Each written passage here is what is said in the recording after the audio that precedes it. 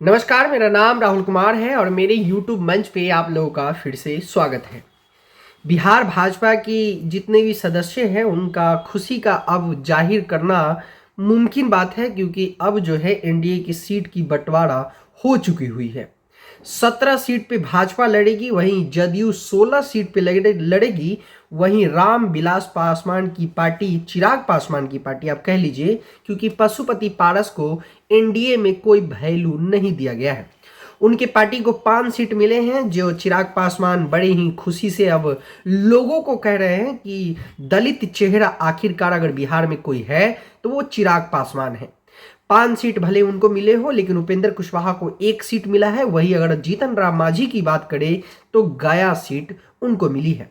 हम आपको एक एक करके बताएंगे कौन कौन सीट पे भाजपा की जो 17 सीट मिली है वो कौन कौन से सीट है। वही जदयू की सीट की अगर बात करें तो 16 सीट कौन कौन से है। वही रामविलास चिराग पासवान की पार्टी की जो 5 सीट मिली है और क्यों महत्वपूर्ण है, हर एक सीट की कोई न कोई दिलचस्प बातें आपको हम आज बताएंगे। वहीं उपेंद्र कुशवाहा को क्यों एक ही सीट मिला है और बिहार की राजनीति में उपेंद्र कुशवाहा का कद छोटा हुआ है तो चिराग पासवान का कद बड़ा क्यों हुआ है। 2025 इलेक्शन में क्या तेजस्वी प्रसाद को टक्कर देने के लिए चिराग पासवान को एनडीए की तरफ से तैयार किया जा रहा है। सभी एक विषय पे चर्चा करेंगे। सबसे पहले एक बार और आप लोगों का स्वागत कर ले, मेरा नाम राहुल कुमार है। आप टॉप रिपब्लिक चैनल देखना शुरू कर चुके हुए हैं। भाजपा की जो 17 सीट मिली है उसमें सबसे बड़ी बात आपको बता दें तो पश्चिमी चंपारण, पूर्वी चंपारण, औरंगाबाद, आरा, मधुबनी, अररिया, बक्सर, मुजफ्फरपुर, महाराजगंज, सारण, उजियारपुर, बेगूसराय, नवादा, पटना साहिब, पाटलिपुत्रा, सासाराम, ये जो सीट है ये भाजपा के कोटे में गई है और भाजपा यहां से चुनाव लड़ेगी। अब जदयू की सीट की अगर बात कर ले, जो कौन से ऐसे 16 सीट हैं जो जदयू को लड़ने के लिए मिले हैं, तो सबसे पहले आपको बता दें वाल्मीकि नगर, सीतामढ़ी, झंझारपुर, सुपौल, किशनगंज, कटिहार, पूर्णिया, मधेपुरा, गोपालगंज, सिवान, भागलपुर, जहानाबाद, बांका, मुंगेर, नालंदा, शिवहर, ये 16 सीट ऐसे हैं जहां जदयू चुनाव लड़ेगी। वहीं अगर चिराग पासवान रामविलास की बात कर ले तो उनको मिली है वैशाली, हाजीपुर, समस्तीपुर, खगड़िया व जमुई।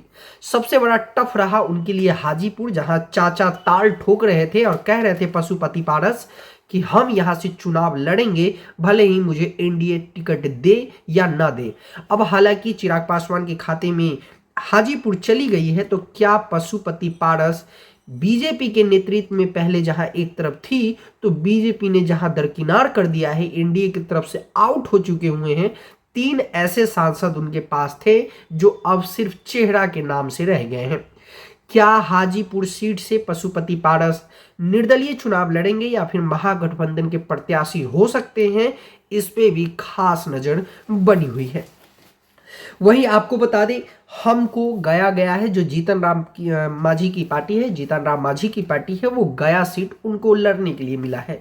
काराकाट, जी हाँ, उपेंद्र कुशवाहा की घर कहे जाने वाली काराकाट से वो इस बार चुनाव शायद लड़ते हुए आपको नजर आएंगे और केंद्र में कोई न कोई मंत्री भी बनते हुए नजर आ सकते हैं। हालांकि 400 पार का जो बीजेपी का नारा है एनडीए का, क्या ये संभव है? सीट शेयरिंग में इस तरीके से भी देखा गया है कि भाजपा ने जितनी सीट ली है वो कहीं ना कहीं जीतने की उम्मीद से ली है और ऐसे कोई सीट भाजपा लेने की कोशिश नहीं की है जहां टफ फाइट है।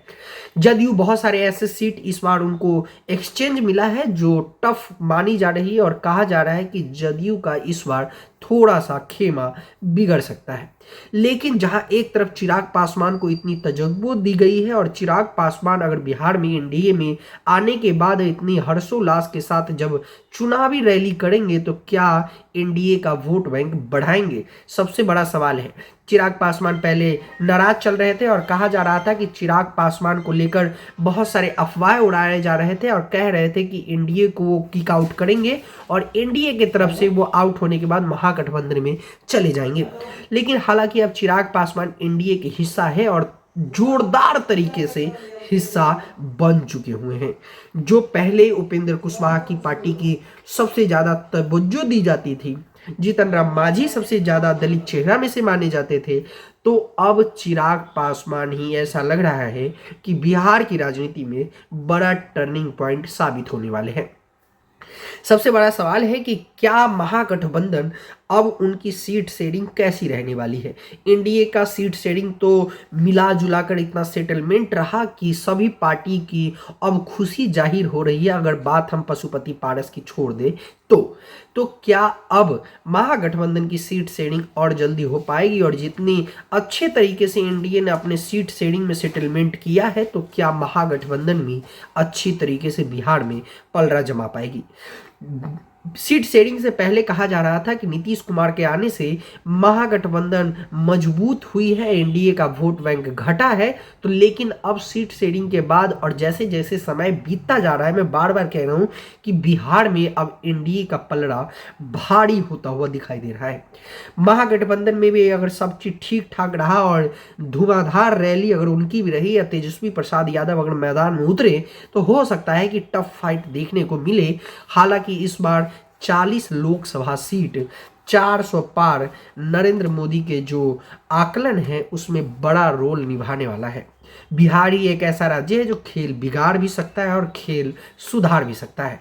हालांकि अब तो चुनावी नतीजों पे सबसे बड़ा अडिग रहने वाली बात है। वही अगर बात करें सीट शेयरिंग में, तो पहले चरण में बीजेपी के बहुत कम प्रत्याशी आपको देखेंगे। वही लास्ट चरण जो 7वें चरण है, बीजेपी का जो वोट बैंक है क्या बढ़ेगा। लास्ट चरण में बीजेपी का ज्यादा उम्मीदवार उतरेंगे, और वहीं अगर जीतन राम मांझी की बात करें तो वो पहले चरण में ही निपट जाएंगे।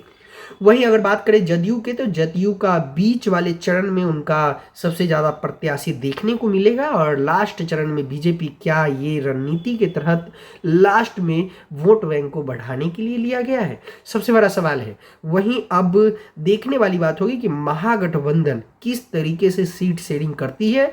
क्या जदयू के उम्मीदवार के सामने आरजेडी लड़ेगी, क्या जदयू के उम्मीदवार के सामने कांग्रेस लड़ेगी, सबसे बड़ा सवाल है। बीजेपी तो इसी मंशा से आई है कि अभी उम्मीदवारी की घोषणा हालांकि अभी तक नहीं हुई है, लेकिन संभवतः हर सीट की जो चेहरा है वो क्लियर हो चुका हुआ है।